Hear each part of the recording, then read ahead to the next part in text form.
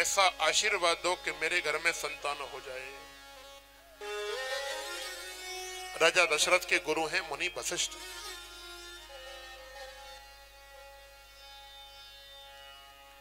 देखो, जो काम कथा से पहले होने चाहिए थे वो कथा के विश्राम के समय हो रहे। अगर थोड़ा बहुत को सजावट करनी भी थी तो ये कथा से पहले ही होनी चाहिए थी। अब आप ऐसा काम करोगे तो लोग कथा सुनेंगे? आप बताओ। वैसे ही श्रोता कम है कथा सुनने वाले, और अगर आप ऐसे लगे रहोगे, हल्ला करते रहोगे तो कौन कथा सुनेगा? कथा की मर्यादा होती है भैया। कथा एक बार प्रारंभ हो जाए तो सीधी तरीके से आकर के केवल प्रणाम करके दूर से कथा में बैठ जाए, और ये जो भी कुछ करना होता है तैयारी, वो कथा से पहले ही हो जाती है। बोलो राजा रामचंद्र भगवान की जय।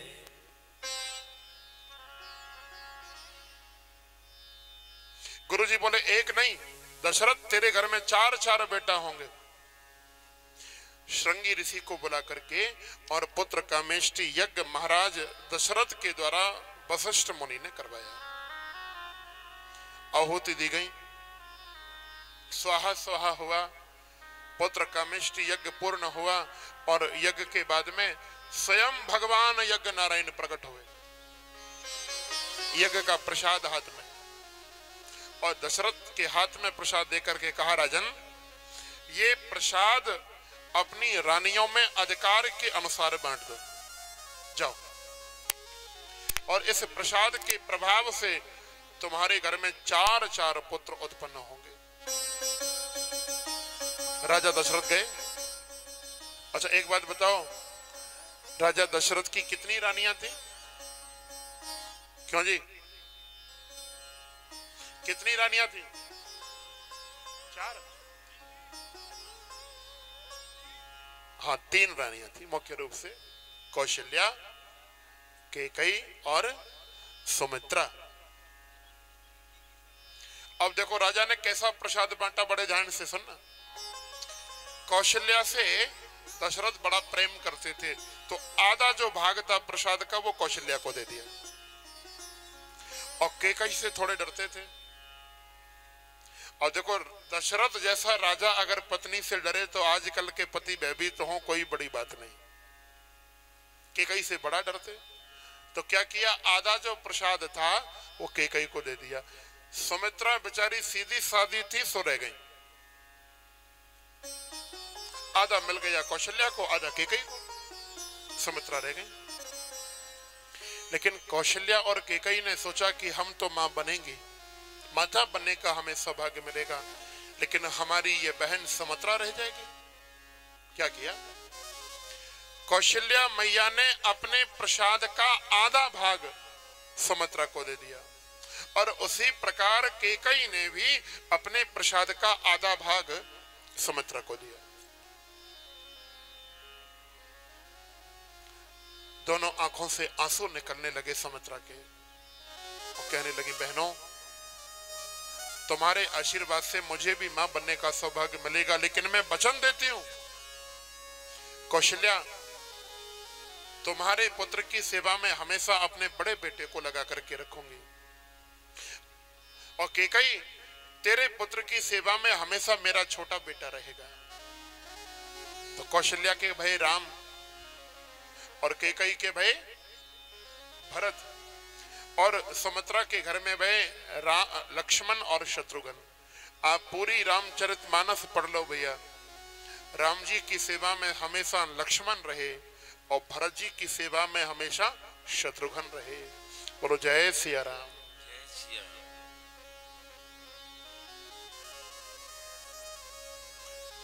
प्रसाद खाया है रानियों ने, और बड़ा सुंदर समय आया। बंधुओं, थोड़ा गाइए मिलकर के, ये पावन चौपाई है राम जी के अवतार की। कि नौमी तिथि मधुमास पुनीता, नौमी तिथि मधुमास पुनीता, अभी गाएं।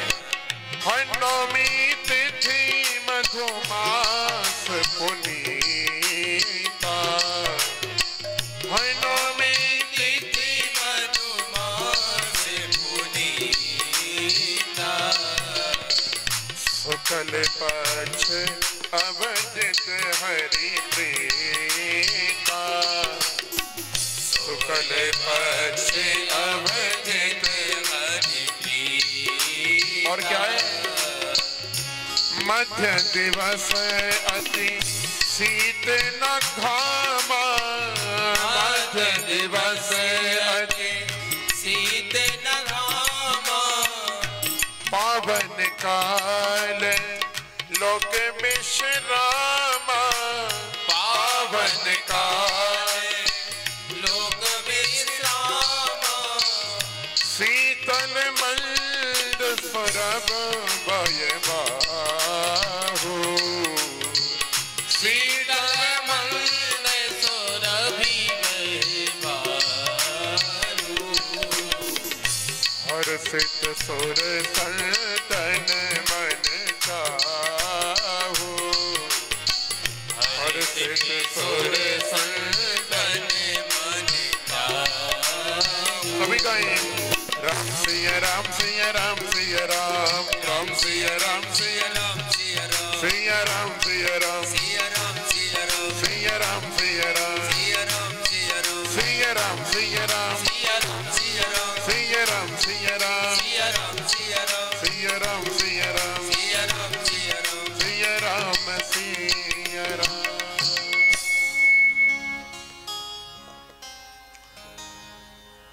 वो पावन सुंदर समय आ गया, पावन सुंदर समय आया भगवान के जन्म का। चैत्र का महीना, शुक्ल पक्ष और नौमी तिथि, मंगलवार का पावन दिन। बंधुओं, ये जो नौमी तिथि होती है ना, ज्योतिष शास्त्र के अनुसार इस नौमी तिथि को रिक्ता तिथि कहा गया, खाली कहा गया। हमारे सनातन धर्म में नौमी तिथि के दिन कोई भी शुभ काम नहीं किया करते। आप ब्राह्मण के पास में, पंडित जी के पास में कोई मुहूर्त निकलवाने जाओगे किसी भी शुभ काम का, तो वो नौमी के दिन का मुहूर्त आपको नहीं देंगे, ये बात पक्की। तो नौमी राम जी के पास में गई और कहने लगी, प्रभु सारी दुनिया मुझे खाली कहती है, अपशकुनी कहती है, कोई भी शुभ काम, कोई भी अच्छा काम नौमी में मेरी तिथि में नहीं होता। राम जी बोले, चिंता मत कर, तू खाली है ना, खाली को भरने का काम ही हमारा है। मानो नौमी के दिन अवतार लेकर के भगवान ने खाली नौमी तिथि को भी भर दिया। और अकेले राम ही नहीं, जानकी मैया भी अवतार लेकर के आई तो नौमी के दिन ही आई। नौमी के दिन ही श्री जानकी मैया का भी अवतार हुआ था, प्रकट हुई। समय कौन सा है? मध्य दिवस, ठीक दिन के 12 बजे। अत शीत ना घामा, ना तो ज्यादा गर्मी है और ना ज्यादा सर्दी है, बीच का समय। शीतल मंद सुगंध वायु बह रही है, चारों तरफ बड़ा आनंद है। सुर समूह विनती करी पहुंचे निज निज धाम, जग निवास प्रभु प्रगटे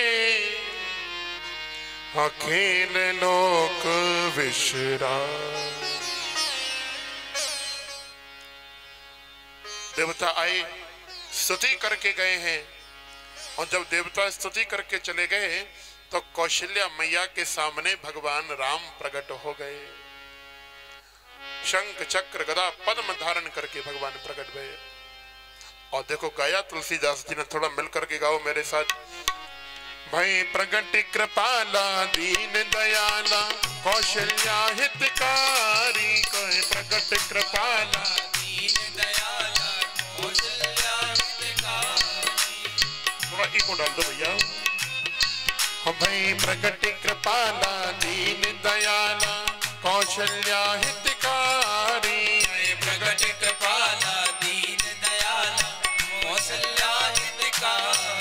हर्षित महतारी मुनि मनहारी अद्भुत रूप बिचारी सिद्ध महतारी मुनि मनहारी अद्भुत रूप सभी गाएं। बिचारी। लोचन अभिरामा कर घन श्यामा निधि आयुध भुज चारी लोचन अभिरामा तन घन श्यामा निज आयुध भुज चारी। भूषण बनमाला नयन विशाला शोभा सिंधु करारी भूषण बनमाला सभी गाएं। नयन विशाला शोभा सिंधु करारी। कहीं दुई कर जोरी स्तुति तोरी कहीं विधि कराओ अनंता कोई कर जोरी स्तुति तोरी कई विध करो अनंता। माया गुण ज्ञाना तीज अमाना विज पुराण भनलता माया गुण ज्ञानातीत अमाना वेद पुराण बनता। करुणा सुख सागर सब गुण आगर जही गावई श्रुति संता करुणा सुख सागर सब गुण आगर यही गावे सोते संता।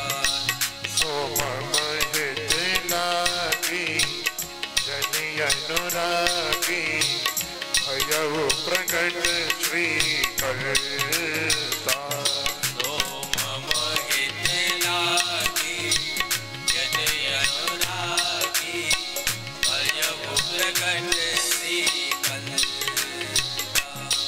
ब्रह्मांड निकाया निर्मित माया रोम रोम प्रतिवेद कहे ब्रह्मांड निकाया निर्मित माया सभी गाएं। रोम प्रतिवेद कहे। मम और सौबासी यह उपहासी सुनत धीर मति धीर न रहे हमें और सोवासी ये उपहासी सुनत धीर मत धीर न रहे। पूजा जब ज्ञाना प्रभु मुस्काना चरित बहुत विधि कीन चहे पूजा जब ज्ञाना प्रभु मुस्काना चरित बहुत विधि कीन चले। कहीं कथा सुहाई बात बुझाई यही प्रकार सुत प्रेम लहे कहीं कथा सुनाई बात बुझाई यही प्रकार सोच प्रेम लहे। कभी गए माता पुनि डोली सोमत डोली तजहु तात यह रूपा माता मुनि बोली सोमत डोली तजहु ताते रूपा। की जैसे सुनीला अति प्रयसीला यह सुख परम अनूपा जैसी सुलीला अति प्रियशीला ये सुख परम रूपा। सुनी वचन सुजाना रोदन खाना होई बालक सुर भूपा सोने भजन सुजाना रोदन गाना कोई बालक सुर भूपा। ये चरित जिगावही हरि पद पावही तेना परही भव कोपा चरित जिगावे हरि पद पावे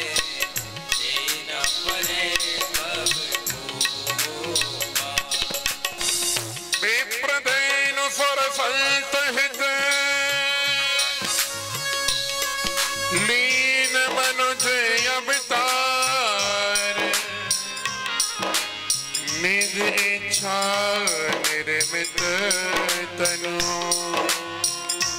हाँ माया गुण को माया गुण गोपाल, माया गुण गोपाल।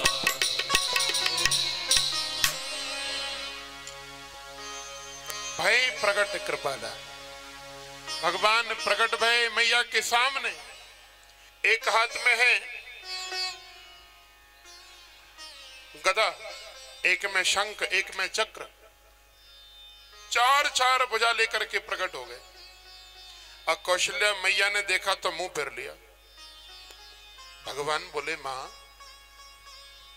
अरे शत्रुपा बनकर के तुमने बड़ी कठोर तपस्या करी, मैं तुम्हें वरदान देकर के आया हूं, तुम्हारी तपस्या सफल हुई है, मैं तुम्हारे घर में बेटा बन के आया हूं। मैं कौशल्या मैया बोली कि क्षमा करो प्रभु, माफ करो, आप बेटा बन के नहीं, आप तो बाप बन करके आए।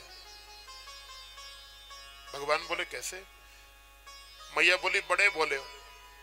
एक बात बताओ, किसी के घर में चार चार हाथ वाला बेटा होता है क्या? किसी का बेटा उत्पन्न होते ही 6 फुट का हो जाता है? कि जैसे सुलीला अति प्रयसीला, यह सुख परम अनुपा। आप तो मेरे घर में छोटे से लाला बन के आओ, मेरी गोदी में खेलो, मैं डांटूं तो भयभीत हो जाओ, मैं कुछ खिलाऊं तो खाओ, ऐसी लीला करो प्रभु। तो बंधुओं, तो शंख चक्र कदा पद में लेकर के नारायण खड़े हुए थे, वो तो अंतर ध्यान हो गए और देखते ही देखते वो 4 भुजा वाले भगवान छोटे से लाला बन करके मैया की गोदी में आ गए। बोले राजा रामचंद्र भगवान की, राजा रामचंद्र भगवान की। आनंद छा गया भैया। दशरथ पुत्र जन्म सुनि काना, राजा दशरथ के कानों में आवाज पड़ी कि मेरे घर में बेटा हुआ है। बड़े प्रसन्न भये दशरथ। एक दूसरी दासी आई, कहने लगी महाराज कौशल्या महारानी के घर में एक बेटा हुआ है और दूसरा बेटा आपकी पत्नी कैकेयी के घर में हुआ है। आनंद दुगना हुआ। एक दासी और दौड़ी दौड़ी आई, बोले महाराज की जाओ, आपकी रानी सुमित्रा के घर में 2 बेटा उत्पन्न भये हैं। राजा तो प्रसन्न होकर के नाचने लगे। सारी अयोध्या प्रसन्न भई है। बंधुओं, बड़ा आनंद आया है। जो अवधवासी जिस हाल में था और जैसा था, वो अयोध्या की ओर दौड़ पड़ा है। आए हम लोग भी पावन झांकी का दर्शन करेंगे। कल राम जी की बाल लीलाओं का हम श्रवण करेंगे। बंधुओं आओ, छोटे से राम जी हमारे बीच में पधारेंगे और थोड़ा गाओ मिलकर के।